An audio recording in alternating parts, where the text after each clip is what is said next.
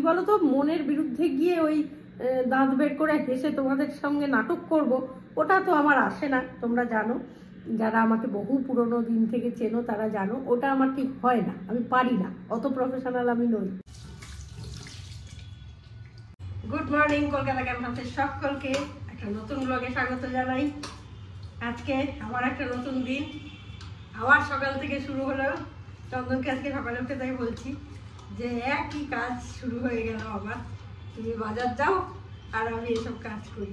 একটু ব্রেক দরকার আমাদের, বুঝলে তো। দেখি অন্তত টুকটাক কোথাও ঘুরে আসি, 1-2 দিনের জন্য ভাবছি কোথাও যদি একটু যাওয়া যায়। একঘেয়ে জীবনযাত্রা হয়ে গেলে না, তখন একটু চেঞ্জ দরকার হয় জীবনে, তা না হলে দেখবে মানুষ খিটখিটে হয়ে যায়। এবার আমার সমস্যা হচ্ছে বাড়িতে কাউকে না কাউকে রেখে যেতে হয়, সেই মানুষজন পাবো তবে তো আমার যাওয়া। এই সমস্যাটার জন্য আমাদের বেরোনোটা হয় না। কখন কি মানুষের হয়, শরীর খারাপ কেউ তো বলতে পারে না, সেই অর্থে বেরোনোটা হচ্ছে না। আর আমরা দুজনেই খুব বোহেমিয়ান টাইপ আর কি, আজ এখানে তো কাল ওখানে। সেটা না হওয়ার ধরুন দুজনেরই মনে হচ্ছে যেন অনেক দীর্ঘ জীবন হয়ে যাচ্ছে। দীর্ঘ জীবনটা কাটাতে আমাদের একটু বেরোতে হবে, বুঝেছো।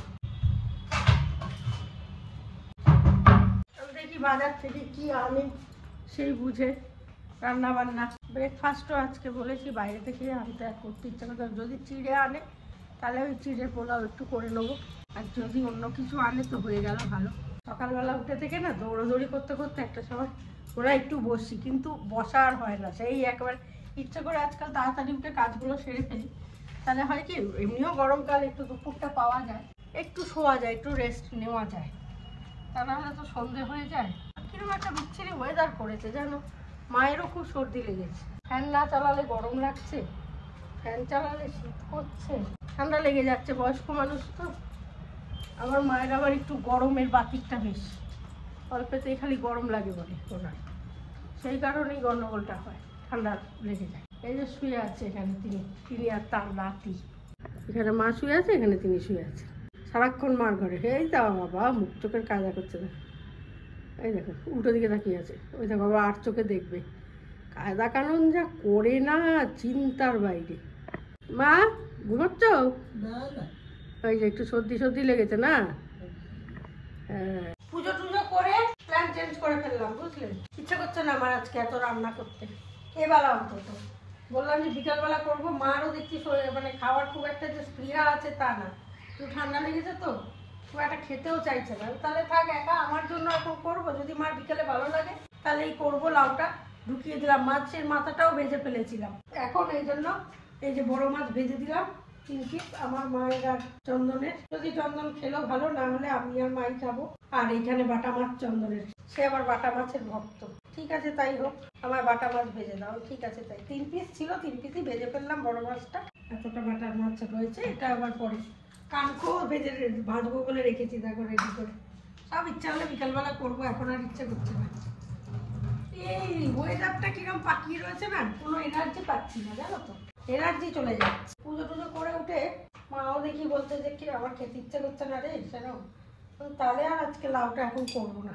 ডাল করা হয়ে গেছে, এই যে এখানে ডাল, এক বাটি ডাল।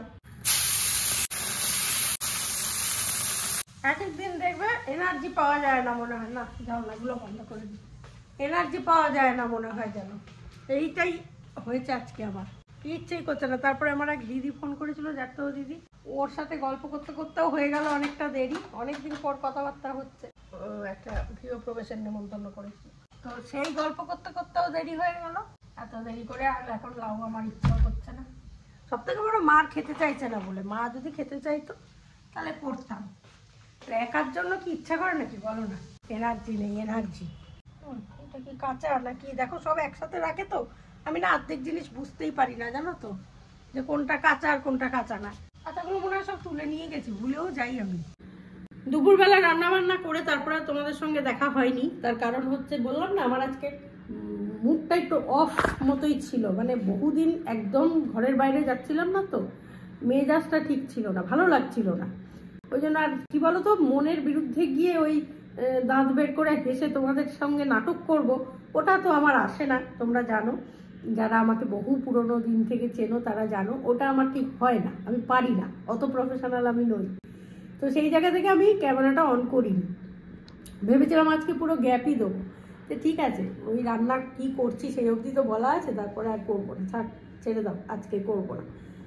কিন্তু রাত্রিবেলা সন্ধ্যাবেলা চন্দনামাই নিয়ে একটু বেরোলো মানে কি ওই নন্দিতার শরীরটা একটু খারাপ কদিন ধরেই, ওকে দেখতে যাবো করছিলামই, তো ও বললো যাবে মাম কিছুক্ষণের জন্য, চলো একটু ঘুরে আসি। তো আমার মুড বুঝেই অবশ্য বলেছে, কারণ আমার সত্যি আর পাচ্ছিলাম না বেরিয়ে। তা বেরোলাম দুজনে মিলে, একটু নন্দিতাকে দেখে ফেরার পথে আবার এসে ভাত রান্না করবো। চন্দন বলছে মাম তাহলে রাতে কি খাবে, রুটি নিয়ে নেবো। তা বললাম তাহলে এক কাজ করি, চলো বিরিয়ানি নিয়ে। তো দুজনের জন্য 2 প্যাকেট বিরিয়ানি নিয়ে নিয়েছি, আর মায়ের তো মাছ ভাজা আছে, ডাল আছে, ভাত আছে, অসুবিধে নেই।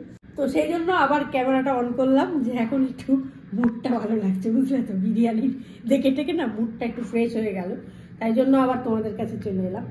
তো যাই হোক, আজকে যতটুকুই কাজকর্ম করেছি বা যতটুকু হাসতে ইচ্ছে হয়েছে, যতটুকু কথা বলতে ইচ্ছে হয়েছে, ততটুকুই তোমাদের সঙ্গে শেয়ার করলাম।